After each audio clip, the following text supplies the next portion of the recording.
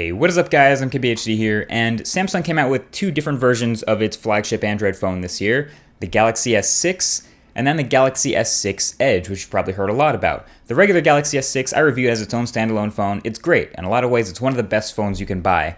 But then the Edge is, as the name implies, a little bit physically different. It has a curve over the edge of both sides of the glass.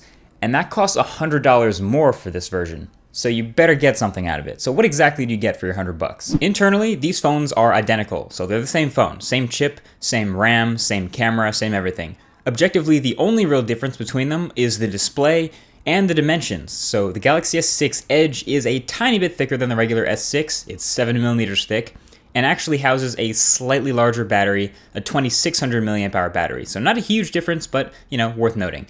The biggest difference though from the build comes with the feel in the hand. So since the glass wraps around the sides of the phone and sort of extends the display a bit in an immersive way, it also means you get less of a side of the phone to hold onto when you're using it. And this is something you find out more and more as you're using the phone, but I found if I grip the phone the wrong way or squeeze it at all, I would actually start clicking things on the screen by accident. But if I was too careful to not touch the screen at all, then you're basically just holding onto a sharp metal edge, and that actually got uncomfortable after a while. There's significantly less material to hold on the sides, and because of the angles and the way it's built, you're really not holding onto a metal side, you're holding onto a metal rail to pick up and hold the phone. It does make the phone look and feel super thin, and it is eye-catching, believe me, but this turned into a case of feeling like a little bit too thin. Now, Samsung does build in some neat software features to take advantage of the new shape, so it's not as extreme as the curve on the Note 4 Edge, which is only on one side, but this is a little bit more convenient here since you can choose which side any of these features show up on. So you get Edge lighting for incoming calls, People Edge for a quick swipe in to contact your favorite people, Information Stream to show notifications and info on the Edge, and the Night Clock. I found the Night Clock and the Information Stream to actually make the most sense since they take advantage of the OLED display and only light the Edge pixels when you have them in use so they don't waste any battery.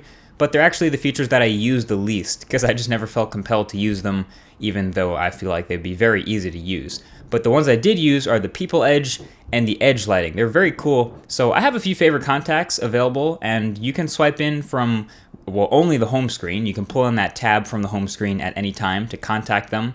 And you can see they have a little ring around their picture with a color. And you got to remember these colors from when you get in contact with these people. Anytime they contact me, they're associated with that color. So if I miss a call from one of them, I get a sort of a side notification in addition to the one up top. That gives me info on that missed call from one of my favorite contacts. And it lets me ping them back if I want to right from there. It's nothing you couldn't do with a regular screen, but having the curve there makes this feel more natural.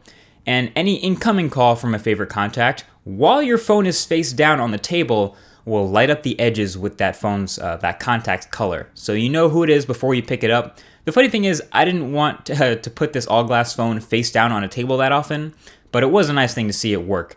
But that's about it for the Edge-specific features. Everything else about that Edge display is just aesthetics, just the crazy way it looks. People really like this. Apps suddenly feel a lot more immersive when it feels like there's no bezel at all. Content and images just sort of spill over the sides of the phone with no barrier. And the fact that it's curved makes a lot of the swiping more pleasant too. All the new apps with the new drawer that swipe in from the side, especially all the good Google apps, they will be more comfortable to use because of this curve. This is probably a great phone for Tinder with all that swiping.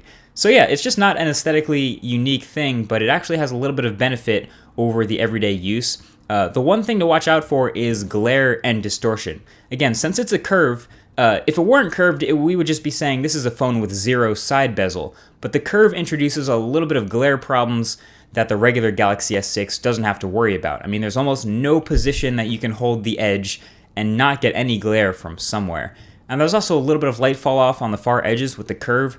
And then yeah, distortion can be a factor with full screen media too. You'll notice that. So long story short, when I was introduced to both the phones, the Galaxy S6 Edge and the regular Galaxy S6, I really liked the Edge version a lot more. But this is one of those cases where the initial impression is a little bit different from the final verdict.